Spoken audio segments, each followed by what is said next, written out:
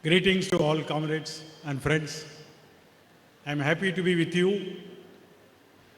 Today, we all the hope in this country are only with the teachers. You are the only one who are responsible to take the present generation to the next period of change. We are living in a very dark society where things are going backwards. Therefore, when Comrade Badarunnisa asked me to come to speak to you, I decided to come to speak to you only on one reason, that a time has come.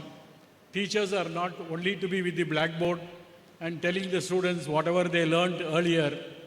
Today, the history is being rewritten. We all know that India got independence from the British on 15th August 1947. This is what we were also thinking. We have been telling our students.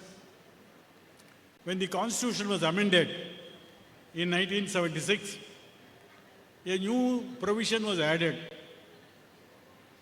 We have been only given fundamental right. Now there is a fundamental duty. The fundamental duty consists of Article 51A. Article 51A consists of several provisions to uphold the ideals that led to our freedom movement is one of the fundamental duty. Every citizen in India must think the great ideals that led to fundamental duty, and therefore all the more reason we must think of our Independence Day. We must tell our students what is our Independence Day. Unfortunately, last week in the Ram Mandir 1 year celebration, it is not actually 1 year. 1 year is only on 23rd January. But those people think the calendar also they can change. Therefore, on the 1 year celebration, the RSS Neta, Mohan Bhagavat, told for the first time that India's independence is only on the day when Ram Janmabhoomi was consecrated. Now, when you go back to school, when the students ask you, what is our Independence Day? Will you say 15th August 1947, or you will say 22nd January 2024? This is something which is very, very important. A big political group which directs the present government how the country should be run openly tells the crowd that India's independence was only day when Ram Mandir was established. Now, what is the fundamental duty?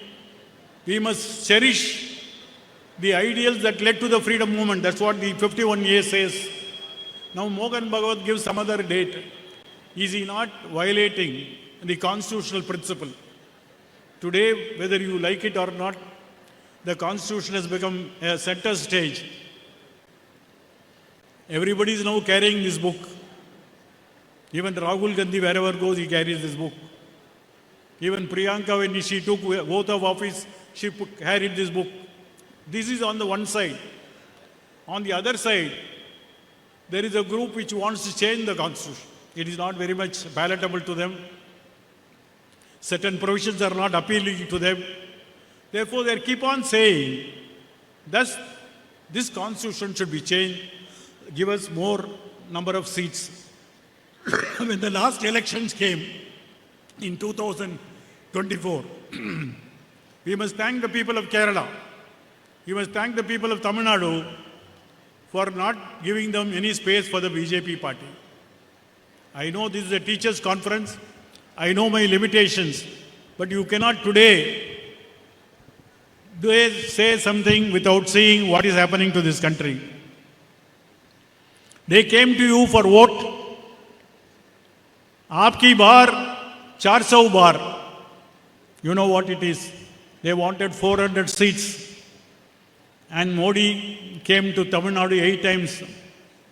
When he came last time to Madras city, Chennai city, there was an open jeep procession and everybody was going with Modi, and there was a slogan, Aapki bar. One volunteer said, Aapki bar. that bazaar they were going were having number of ice cream shop. And Tamil Nadu people didn't know what is charsav bar. So somebody said Chaco bar. So next 15 minutes, Aapki bar, Chaco bar. Actually in the election result, the people of this country gave them Chaco bar only and not Chaso bar. It is most important because last 10 years, they enjoyed the majority and they could do so many harm to this country. When they wanted again 400 seats, people gave them only 240 seats. We are running a minority government, and that minority government is one way stop from touching the constitution, amending the legislation whichever way they want, and do whatever they want. It is in that sense, 2024 election is a victory for the constitution. You made the BJP government as a minority government, and therefore we should thank everybody who were responsible for giving them lesser number of seats. One way of democracy is that the majority does not have whatever they want to say. Today many people are saying, even an Allahabad judge, one Shekhar Yadav, he was speaking in a Vishwa Hindu Parishad lawyers meeting. He said, this country belongs to majority. Whatever majority says will only take place, and the minority must succumb to the majority. On the other hand, the meaning of democracy is consensus. There is nothing like a majority or a minority. We go by certain contract, we go by certain understanding, and this constitution is also one such product. And it must also think that when we tell the future citizens of this country that of all the important things, that it is our sacred right to defend this constitution. Without this constitution, we will have nothing. You may say our wage demand, you may say our salary revision, security of tenure, you may say anything. But for this constitution, I don't think we will have schools, we will have colleges, we will have any kind of educational institution. We will be going back to our olden days where people will be thinking that old India should come back. And therefore, they saying the first Indian Independence Day is the day on which Ram Janmabhoomi is inaugurated. He is not the only one who is saying that. There are many people who say that constitution should be amended. Now we must understand, coming from the educational field, I was asked to speak on the question of education, secularism, and the democratic values. Let me first take up the concept of education. I need not tell you what is education, and you know better, and you are the vehicles of change in education. Now when we talk about education, first thing that comes to mind in India is Kerala. Why Kerala? In 1957, after the IK Kerala was formed in 1956, when Travancore, Cochin, Malabar was combined, the first elections was held in 1957. Comrade E.M.S. Namboodiripad got elected, and the left front government, for the first time in the whole of the world, formed a government which came through elections. And people of Kerala chose their first government was a left front government. And they knew their strength, their faith, their future lies only with the left front government. And Justice Krishna Iyer, who was already an MLA in the Madras presidency, also became an MLA as an independent candidate. He became a minister in the left front government. First thing in 1957, the EMS government, first thing they did was to bring an education bill. Why education bill? There was numerous schools and colleges, so many educational institutions run by religious group, run by community groups, run by private entrepreneurs. All these schools, all these institutions were engaging a number of teachers without any security of tenure, without proper salary. And this is the first thing the left front government in 1957 did, was to regulate the educational institution. In fact, Kerala became the first educational innovation in the field of education. Kerala Education Act was the first act that was brought in by the Lieutenant Government. What did the Act say? You may have 1,000 institutions, but you must have some regulations. The regulations must govern an education institution. Teachers must have some security. Teachers must have some salary. And therefore, when the Kerala Education Bill was passed in 1957, there was a big agitation, not by teachers, not by the people. Certain political parties, especially the Congress, which was defeated in the election, and other religious groups, including NSS, SNDP joined. Don't touch our education institution. Nobody should touch our education institution. We should have a free run. Therefore, the first fight was an ideological fight. Should the educational institution should be regulated? Should be governed by law? Should the teachers have some say in the matter? Should the teachers have some security in the matter?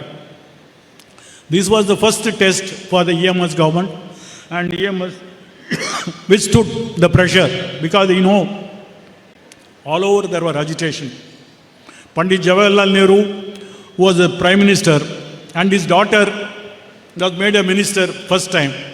She was a Minister of Information, Indira Gandhi. She was sent to Kerala to lead this agitation. Most of you would not have been born. This is called Vimojana Samaram. Whose Vimojanam we do not know, but there was a Samaram. There was a road obstructions. The church bells were ringing on as if somebody is dead. The report was sent that Kerala government could not be run. Therefore, the government was dismissed within 2 years. They were elected for a period of 5 years. But Kerala for the first time saw an elected government by the people was dismissed by the orders of the president by the Congress party. In 1959, EMS left the cabinet and the government was dismissed. Now, what happened to the educational bill? This was the controversy. The main controversy was the education bill. Now, what the government did was, never expected, if a law passed by the legislature is not valid, then it is taken to the court. Anybody who can go to the court. You can go to the High Court, you can go to the Supreme Court. For the first time, central government referred the issue for the President's opinion by the Supreme Court. Never heard of. President can ask for advice from Supreme Court, but not on an education bill passed by the state legislature by a majority. The President has to give assent to the bill. On the other hand, they send the bill to the Supreme Court for opinion, whether the bill is correct or not, whether it is constitutionally valid or not. It is in that sense the bill went to the Supreme Court. Now Supreme Court heard the case, not by any litigation. It was an advisory opinion by the President. You will be surprised, the Kerala government was defended by a British lawyer by name Preet. Preet was a British barrister who came all the way from London, and then he argued the case. He was a member of the Communist Party of Great Britain. He argued the case brilliantly. Finally, the Supreme Court found the Kerala Education Bill was valid. There is nothing wrong with the bill. So the bill was held to be valid, but the government who passed the bill was already dismissed. It was not restored. Now, this is the most important thing. What the Supreme Court said in the judgment. In our constitution, minorities have a right to establish and administer an educational institution of their choice. Now, Article 30, which gives a minority the right to establish and administer institution of their choice, is one of the safeguards given to the minority. But that does not mean that the minorities can do whatever they want. They can maladminister. They can badly run the show. The Supreme Court, in the judgment in 1959, for the first time said the right to administer does not include the right to maladminister. This is the most important thing. That the teachers won. EMS Namboodiripad might have gone. But the teachers established for the first time that no educational institution can be run without regulation, without state supervision, without state control, because ultimately the right of the teachers has to be upheld. It is in that sense EMS lost power, but the teachers won in the name of the educational bill, and therefore when we think of Kerala, you are the winners of the first educational battle in the Supreme Court. Therefore, we should appreciate you for getting such a judgment. Now, EMS Namboodiripad is gone. Elections were held during 62. They could not get any majority because they were all in jail. India-China border dispute, Pakistan, continuously there was emergency. Therefore, many left leaders were inside jail. But the 67 election for the first time saw coming back of the left front government in Kerala. Again, EMS became chief minister. During his tenure, this is most important, why I am telling you this in detail was, you must carry the message to the people. What did the left front government did to the teachers? They lost power, but they won a biggest victory for the teachers. That's the most important thing, that we should keep on remembering them. And we should also understand under which condition, which circumstances that we live today. And that is the most important lesson any teacher can have. How do we now live with these circumstances, with these forces? I remember, though this may not be of an education field, EMS Namboodiripad was drawing 450 rupees salary. He was going from his official residence by cycle to the Chief Minister's office. That was the time in 67. Now, he gave a press statement. The press people asked them, now the communists have come to power. Do you think the judiciary is independent? It can discharge its duty notwithstanding the pressure of different economic forces. EMS, true to be a Marxist leader and an exponent of Marxism, he told the press, no judicial system is superior to an economic system. A very well-known Marxist concept. That you cannot have a system which is superior to an economic system. I am telling you for the first time that this theory, which EMS told to the press people, was published in the papers. EMS criticizes the judges. EMS calls the court as subordinate to the education system, economic system. Now, somebody filed a contempt case against the chief minister. The contempt case, Kerala High Court punished him. 1,000 rupees fine. His salary was 450. He was punished for 1,000. For the first time, a sitting chief minister was punished by the court for saying what is philosophically correct.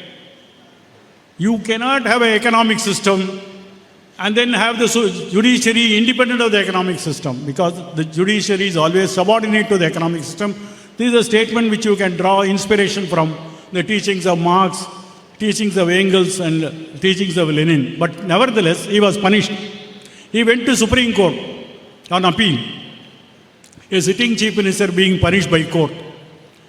And unfortunately, the Supreme Court, in fact, in Supreme Court for EMS Namboodiripad, Krishna Menon, V.K. Krishna Menon, was previously the defense minister. He argued the case. He was a barrister also.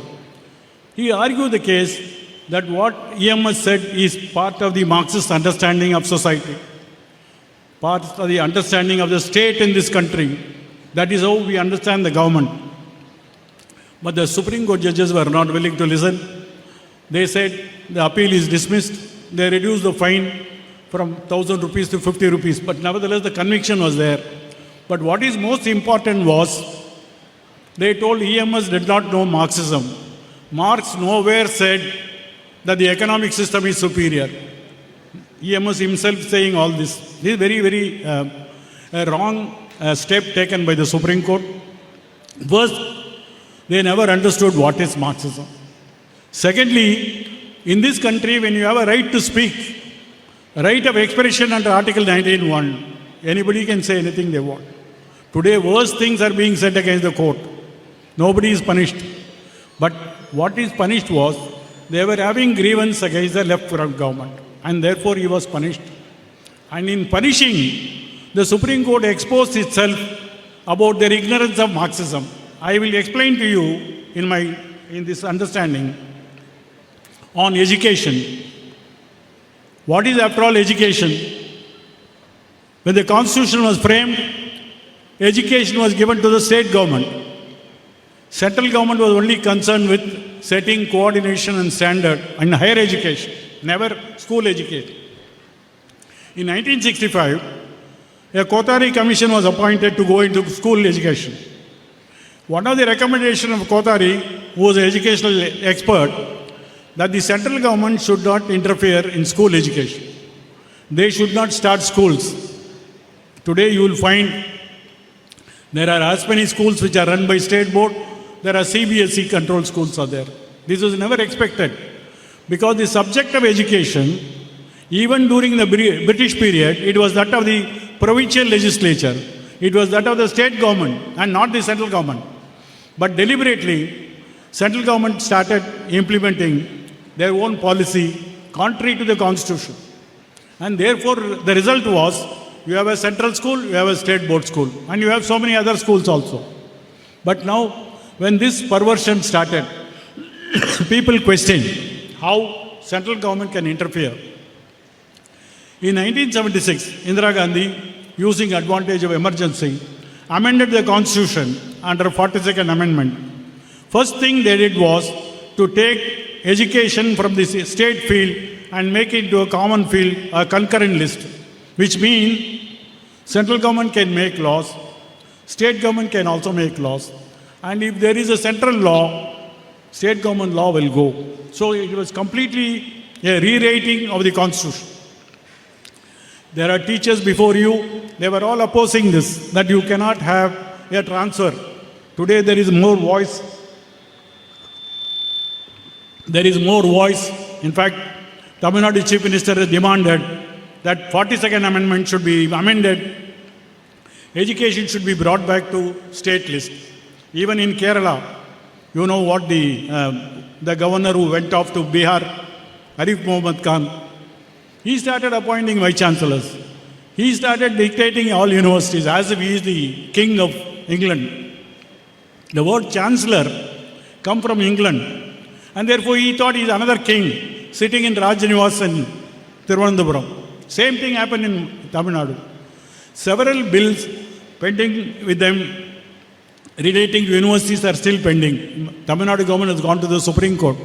Now one of the main demand that you should bring back education into the state field because the entire expenditure for school is largely borne by the state government. Now we spend money, we establish institution, we control teachers. Now where does the central government come into this? Now this is a fundamental question you will have to think of, not only within the school, beyond the school. The educational policy has to be determined not by central government on their own. It has to be determined with the consultation of people who are stakeholders, including teachers. Now, should we discuss these issues or discuss some other issue? That's the most important thing. The second step after the 42nd Amendment was, in 1986, Rajiv Gandhi issued a new educational policy. What is the new education policy? As if there was no policy before. The new education policy for the first time said that the government cannot spend money on education more and more, and therefore we should think of private operators. This was most important. Under Article 45 of the Constitution, the state policy governing the parliamentary laws says there shall be free, compulsory, universal education up to the age of 14 years. Now you have a policy by which you say education no longer we will spend money. We will spend more money on defense, we'll more money on military, more money on the army, but less money on the field of education. This is most important. A shift of the educational policy in the giving rubber stamp to the economic policy of the government. Now, what is the effect of this? There are so many private education institutions. Even though Constitution says up to 14 years free education, today you will find even kindergarten schools charging 1 lakh rupees. In Madras, in Chennai city, you will find hundreds of kindergarten schools. 1 lakh is the fee for pre-KG students. Now, this is something which is never contemplated in our Constitution. When the government, after the independence, said in the Constitution that we will provide our children free compulsory education, government walks away from the field. This is the first economic decision taken in 1986, and therefore we have been fighting. Every teachers organization in this country is asking for a new education policy, not the policy of the central government, a policy which will benefit the state government, a policy which will benefit the state people.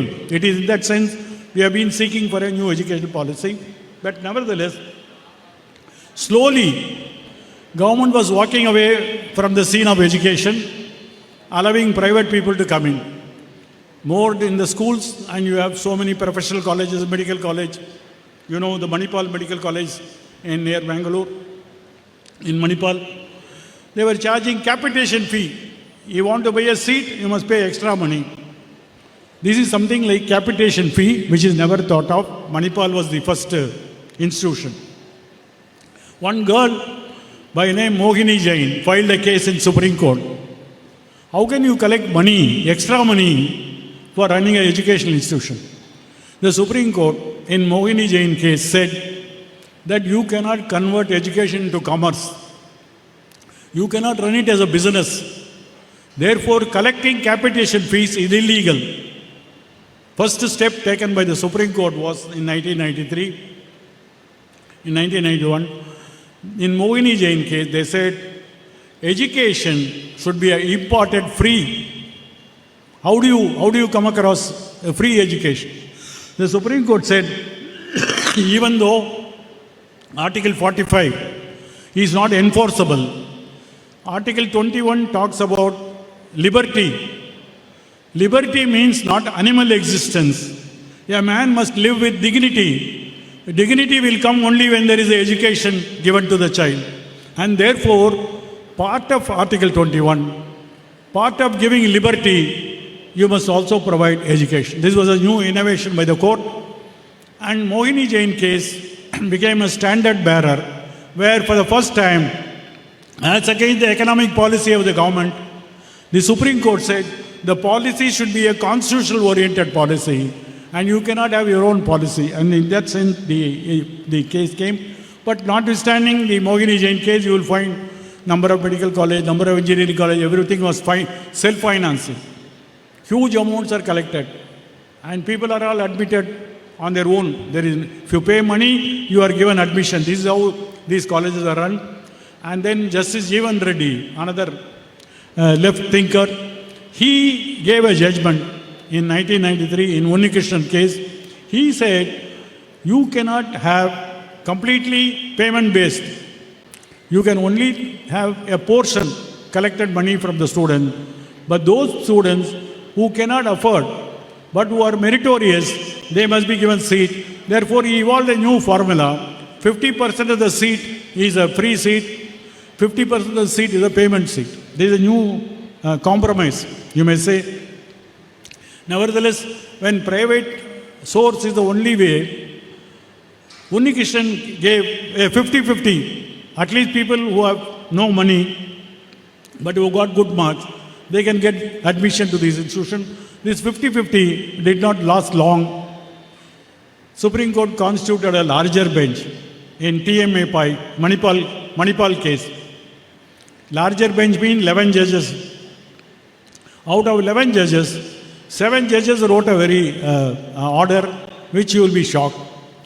They said, once you allow private operators in the field of education, when they invest money, they must get reasonable return to their money. It is something like a business. When I put money, I must get profit. This is a simple capital explanation. The same capitalism is applied to the education field by the Supreme Court. Supreme Court said, whenever anybody invests money, they should get reasonable return. What is reasonable return? Nobody knows. We have been hackling our mind. I was chairman of the fees committee in several professional colleges in Tamil Nadu. We know it was a very difficult exercise. Every management wants to have a huge return, which is not available even in the industry. If an industry gets some 3-4%, here they want to get some 25% extra return into that point. It's a very tortuous task. Nobody has been satisfactory on this. Every state government has got a fee fixing mechanism. And today you will find in a government medical college, you can get admission in 20,000 rupees. Whereas in a private medical college, you will have to pay some 3-4 lakh rupees. That is government fixed fee. There are several other medical institutions which are deemed universities are charging 10 lakh, 15 lakhs extra money you will have to pay. Now completely, the field of education, particularly higher education, has become completely commercial. Now this is what our left front government opposed in 57, that we should control education. We should control private education. It should be giving larger return to the larger society. That is the constitutional principle. We are not saying something new. Article 39B, that all community resources should be decentralized in such an extent, it should be allotted to the common good. Only for a common good, the community resources. What is the community resource? Community resource is not only the government community resource, public resource. Now this is what Krishna here said. This is what Justice Chennappa Reddy said in 2 judgments. That Article 39B, when it talks about resources of this country, the resources does not mean government resource. Resources mean resources all over. And that should be decentralized so that there will be a growth in this country. This was the judgment. And you will find recently, in the 39B came before a 9-judge bench. And the 9-judge bench was headed by Chief Justice Chandru, who gave the judgment in Ram Janmabhoomi. Ram Janmabhoomi judgment was written by 5 judges. When it was published, it never had an author. Nobody has given their name as I am the author. It was a unanimous judgment, but anonymous judgment because no author was there. But Dhananjay Chandru in one of the meetings said, I prayed to God and God gave me the vision and I wrote the judgment. Therefore, he became the author of the judgment. He said, while interpreting 39B, what is the resource of this country means, the resource of the country belongs to the whole people. That's what the Constitution itself talks about. This was what Krishna here said. This was what Chennappa Reddy said. But what the 9-judge bench today said was, we do not accept this leftist theory of Krishna here and Chennappa Reddy. They called it as a leftist theory. If I read Article 39B, you will know. It talks about a broad resource. It does not talk about it. Today, if you want to put a road, there are some private people are owning the land. Can't you now take over the land? Of course, you will pay compensation. But the land is required for a public good. This is what 39B says. Now our Supreme Court says it does not include private property. It only public property. Krishna here is wrong. Krishna here is a Marxist. We will not go by him. Chennappa Reddy is a communist. We will not go by his previous judgment. We will write our own judgment. Now you will remember, in 2024, when Supreme Court talks about private property not being touched by the state, what is when EMS Namboodiripad said in 1969 in a press meeting that this system, economic demands only dictate the rest of the demands. It is the economic system which is superior than any other system. Even judiciary is subordinate to the economic system. Now you will find when judges write orders, they uphold the system of private property, they uphold the system of private monopoly, they uphold and rewrite the constitution in such a way which was not intended to be when they actually wrote the Constitution. That is most important. Now, Constitution is not being rewritten by BJP. Even the judiciary, over the period, started rewriting the order. In 1976, the preamble to the Constitution, we the people of India give ourselves this Constitution to constitute India as a sovereign, socialist, secular, democratic republic. The word secular and socialism were introduced in 1942, 1942nd Amendment. Now, these two words were only reinterpretation of the Constitution. Now, who doesn't like socialism? Who doesn't like secularism? This is most important. There is a big battle that goes on today, and you must also take a stand. If the Constitution preamble, I am very grateful to our Chief Minister Pinarayi. This first page of the Constitution is now given to all school students. This year, on the Law Day, on the day of Constitution Day, that is on 26 November 1949, I read in the papers that all school students in Kerala are given first page. What is the first page? What is the preamble? What is the sanctity of preamble? Preamble is a keyhole. You may write a book. The first few lines you find out what is the book about. Now the keyhole talks about this is socialism. This is secularism. What is the meaning of secularism? What is the meaning of socialism? Is there any dictionary? Because our governor said, I read the Constitution, I don't find any meaning of the word secularism. This is what he has said. A 9-judge bench in S.R. Bommai case said that secularism means that the state shall treat all religion equally. They will not show partiality to one religion. That is the meaning of the word secularism. Therefore, when the governor says, I don't understand secularism, he is unfit to be a governor because he doesn't understand governor. He takes oath under the Constitution, but he doesn't understand the Constitution. This is most important. Now, the word socialism came to be considered by Supreme Court in several judgments, in some labor judgments, some non-labor judgments also. What is the Supreme Court says? They may say, write so many things as socialism. There is nothing socialism. India is only a capitalist country. It runs as a capitalist country. This is what Supreme Court says. Socialism may be only a catchword. It has got different meaning to different people. Therefore, what do we do? There is no socialism. You go to the office. When I become a judge, I take the oath. I shall uphold the Constitution. I have no choice. Otherwise, I can't become a judge. Now, when you take an oath and become a judge, you rewrite the Constitution. You say socialism means nothing. Same thing happened when the Kannan Devan Tea Estate was formed. Tata Tea Estates were taken over. Tatas were not able to run the tea estate. They said, we are not running the tea estate.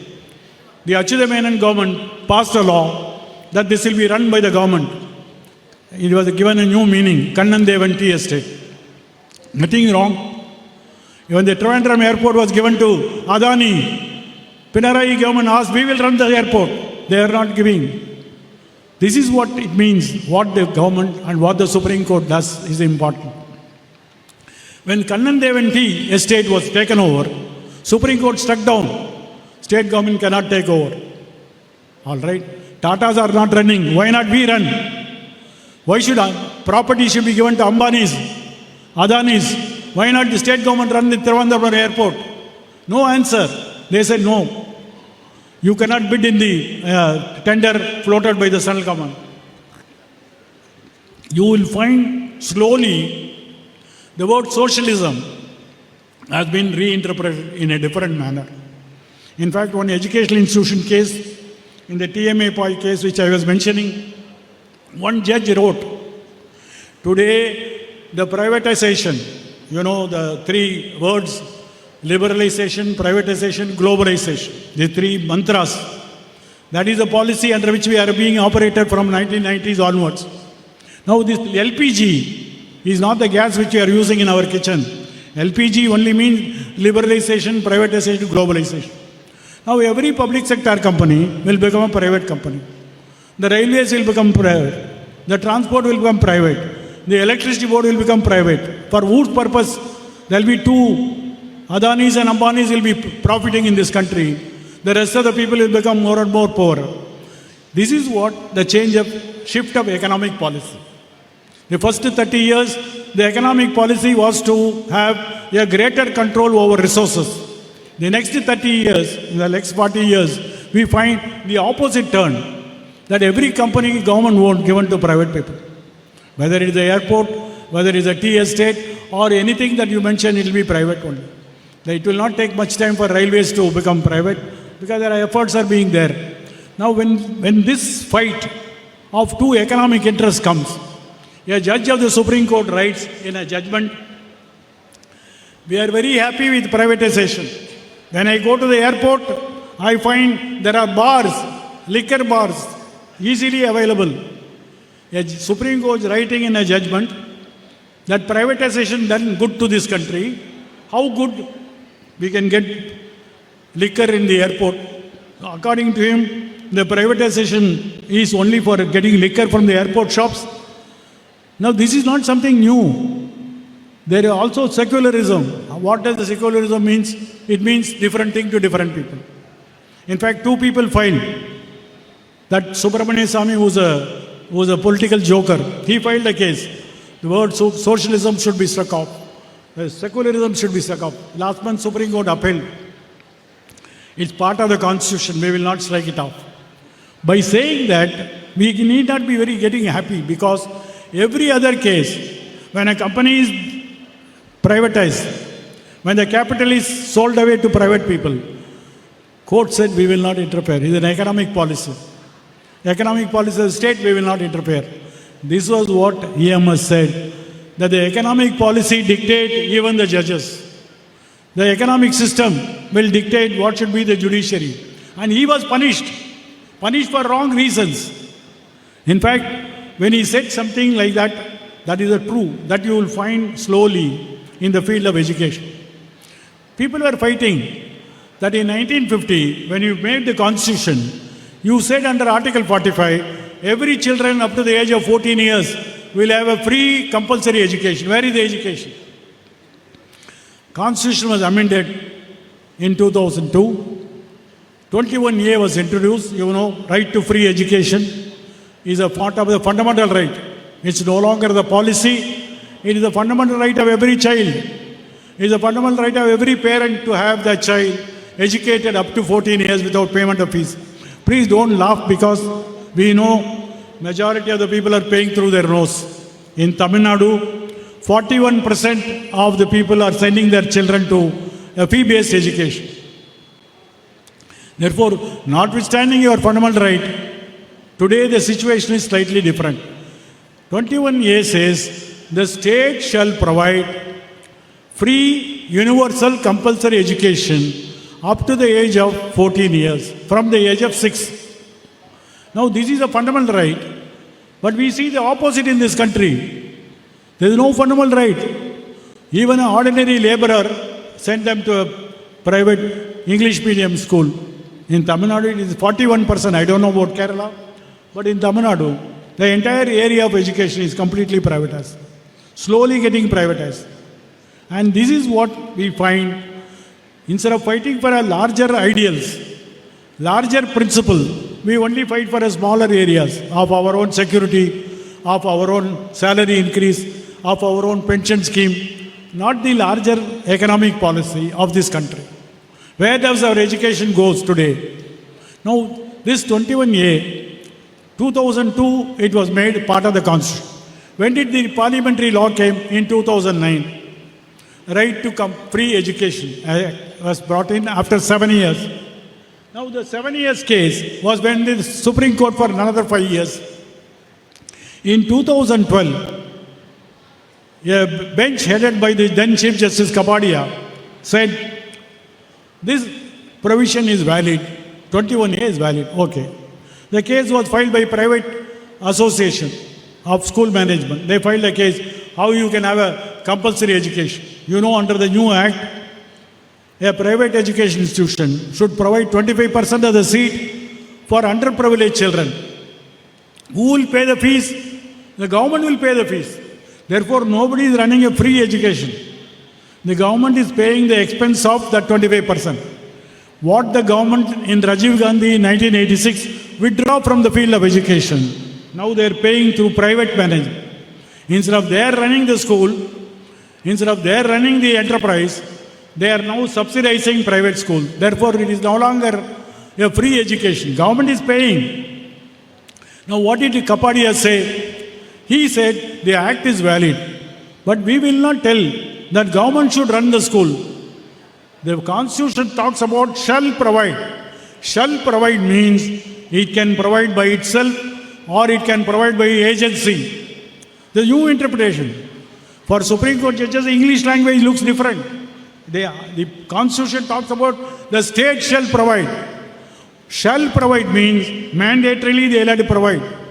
But what the Supreme Court says, either they can provide or they can provide through some other source. How some other source? 25% seats are available. Go and study. Today the result is the judgment holds the field. From 2013, the act is there in the statute book. Now government is paying crores of rupees to private management, self-financing management. They are paying money now in the name of education. Now what did Kapadia judgment say? He also said this will not apply to minorities. Most important, number of the biggest institutions are run by minorities. They are getting state funds also. Now the Supreme Court judgment says it shall not apply to minorities. The result was, now state is continuing to pay more amount, what is provided in the budget, but subsidizing the private education, which means a de facto recognition, not on higher education, even on school education. Now the state is paying money to private schools. Now this is most obnoxious change that you have come across in the field of education. We are not concerned because we are working in government schools, therefore nothing problem. Our pension is guaranteed, therefore we are. Now we find, like the field of labor, permanent workers are 20%, 80% are contract labor. The same thing comes in education field. You have contract lecturers, you have guest lecturers, you have hourly lecturers, and you name anything you want. You have different educational system. Now the entire education system, especially in colleges and universities, now run by outsourced labor. You are paid by hourly basis. 1 hour, so much money you pay. Casual, temporary, these are all only in industry, in factories. Now same thing come to those. The result was, I always used to say in Tamil Nadu, you have a Chaturvarna system, Varnashrama. There are 4 castes, there are 5 castes, 4 are within the system. One is, they are Savarnas. There is one caste which is outside the system, that is Avarnas. Now the 5 system. How does it come to educational institution? You have government teachers, Brahmins, then government aided school teachers, they are Vaishyas. Then you have partly government aided schools, then you have Kshatriyas. Then you have lecturers who are temporary, then you have Shudras.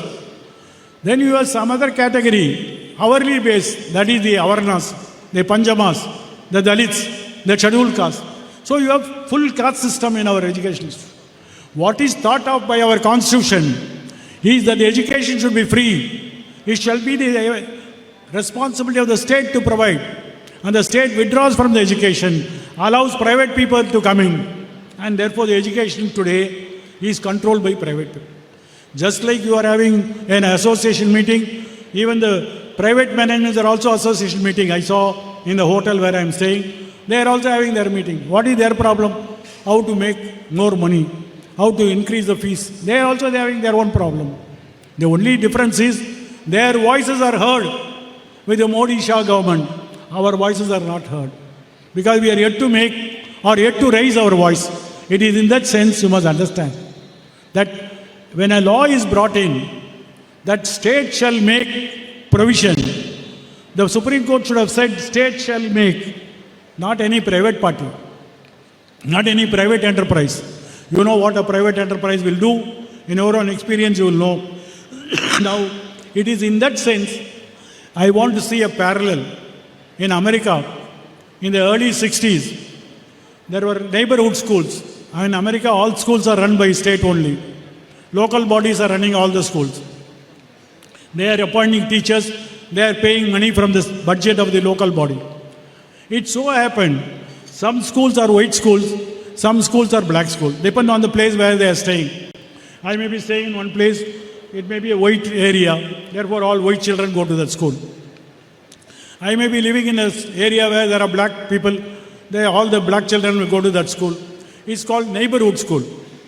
Now you go to the school which are nearby. It so happened, there are only black schools, there are only white schools.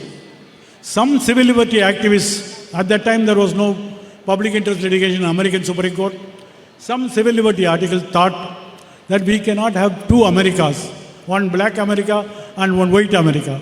The white children will never see a black children. The black children will never see a white children. So they filed a case in the American Supreme Court, first public interest litigation in 1964. The case was heard. There all the 9 judges hear the case. There no small benches. All the 9 judges heard the case. And they found that if you try to run schools on color basis, there will be two Americas, not one America. American Constitution is one. American nation is one. But how you can have two different Americas within that nation? Therefore, the American Supreme Court said all schools must become racially blind schools. That is, it must contain both black and white children or other colored children. How to make this is possible? Supreme Court said you can run buses. Suppose the black area there are no schools, you take them bus to the other area. If in the white area there are no schools available, take them to some other school. So that judgment is also called bus law. Now when this judgment came, it was a rude shock to many of the Americans because for the first time, the court made a law that you must have a colorblind schools, multiracial schools. The American president, who is only expecting votes, day after tomorrow Trump is taking over, what will happen, we do not know.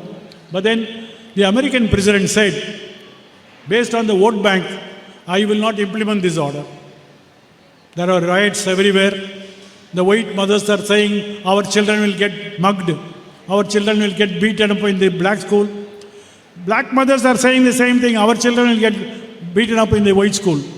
Therefore, they were also opposing. But the US Supreme Court said, if the American president do not want to implement this order, we will call the army for implementing this order. In 1965, this judgment, you can all read the judgment, Brown versus Board of Education. If you open 1965, if you go to Google, you can find the judgment. One of the finest judgment where America got united. You will find Obama was a black who went to Howard School, Howard lawyer. He became president 2 times. He was a black. And that is how the effect of a judgment. The judgment solidified America into a single country because there was no black school, there are no white school. Nobody can go to such racially segregated school. But in our country, the same Supreme Court in Rajasthan case said, shall provide mean, need not provide. It can provide through private education. Therefore, you find the same system of segregation. You have fee-based private schools, you have a government schools, you have government aided schools, you have self-financing schools. Now RSS running their own schools, Vidya Bharati schools also. They have their own schools also. These are all what purpose? We are not able to bring a single educational policy in this country. And now Modi has introduced another educational policy. A second new educational policy. Our time it is new, we do not know. Now the idea was, in the field of education, the Sangh Parivar want to enter because that's the only area where they can make themselves permanent. That's the only area where they can spread their wings. Not in other way. Not by going to the teachers. Go to the child. Go to the children and poison their minds and tell them Ram temple is a day of independence. Your student may be writing that answer in the next examination. Will you give them 0 mark or give them full mark? It's a great test they are having. In the field of culture, in the field of religion, in the field of history, they are rewriting everything. Therefore, the greatest danger is the danger of separatization. It is not. That is why I began by saying war is based on the Constitution. Do you want this Constitution or you don't want the Constitution? Do you want a different Constitution? That is why Allahabad judge says that only majority will rule in this country. 2 years back, in the same Kumbh Mela, some Hindu sadhus had a meeting, All India Sadhu meeting. They did not discuss spiritual thing. They said, we are discussing new constitution for India. What is the new constitution going to do? It will be a Hindu constitution. What is the Hindu constitution? Only Hindus alone can vote. What about the Christians and Muslims? They can be here, they can educate themselves, they can do business, but they cannot vote in this country. Now this is something sadhus are discussing. Now they say this is what the constitution wants to be. Now Mohan Bhagwat says the new date for independence is 22nd January 2024, the day when the Ram Bhumi came. Now this is something which we should worry us. More than our economic demands, more than our demand relating to security of tenure, the future of this country is in your hands. Are you allow this country to be splintered, this country to be balkanized, this country to be split into different forces to say that there will be more hate ideologies? There will be ideology based on certain fundamental issues of religion that will guide this country. Now this is something where I consider the teachers are the most important soldiers to bring social change, to stop aggression of the Constitution, to see that the values that this independence brought to this country will be maintained as mentioned in our fundamental duty. And that is the job that you should take more than our other demands. I am not saying your demands are nothing. Your demands are also equally important. In fact, 50 years back, when I was addressing some private college teachers, I told them that why don't you discuss some important issue relating to your own service condition? Why talk about mundane things like student unrest? Now after 50 years when I go to their golden jubilee, they are only discussing about increment, pay, net, slet, all this they are discussing. How everything is becoming economical. Now I am saying your economy depends upon the nation's economy. When the nation's economy is going towards a different direction, the direction of LPG, the privatization by Adanis and Ambanis, why should the Thiruvananthapuram airport to be run by Adanis? Why not by left-front government? Why not the government run the? Is it a very difficult job? Now this is something, a fundamental question, and we come back to the answer, what EMS said in 1969, for which he was punished. He said the economic system is superior and that will dictate every other situation in this country. If you want to change, you should change the economic system. You should change the economic policy. It is that fight that we are continuing to have. When a judge of this court, the Supreme Court says that we are now deciding what is the common resource means only the state resource and not a private resource. And Krishna here was wrong. There was one judge in that bench, Sudhanshu Dolia. He wrote an order. He said, I want to remind my own brothers that we have a constituency. We have a manifesto. What is our constituency? The Republic of India is our constituency. What is our manifesto? Constitution of India is our manifesto. Let not judges think that they have taken oath under the Constitution, they can forget it. And today a time has come when we must go around and take this book and tell, please go by the rule book. We will save this book. We will save this constitution at all costs. That should be your. That is why our chief minister said, give the first page. It may not be a question asked in examination, but you have a duty to tell the children what does this first page means. What is it mean? Fraternity, equality, liberty, what does it mean? There is an opportunity for you to tell the children what is the constitutional philosophy of this country. You should tell these children this is what it means. In fact, when I was in law college, when they were teaching constitution, actually we learned our constitution outside the college only. But in the constitution class, the teacher was telling this first page, liberty, equality, fraternity, all this were the echo of French Revolution. This is what they were telling. We also wrote in our exam, this is all inspired by French Revolution of the 18th century. But later we realized, in 1954, when Baba Sahib Ambedkar spoke in the All India Radio, at that time there was no television, he spoke in All India Radio about the Constitution and the preamble. He said, I am a disciple of Buddha. These three words, fraternity, equality and liberty, were inspired not by French Revolution, from the Sangha, from the Dhamma of the Buddha. So we should be proud that India has got a history of 4,000 years of liberty, equality and fraternity. Now one group from Nagpur, spreading his tentacles, want to destroy this equality, destroy this fraternity, destroy this liberty. Your answer should be one word, no, no, no. Thank you.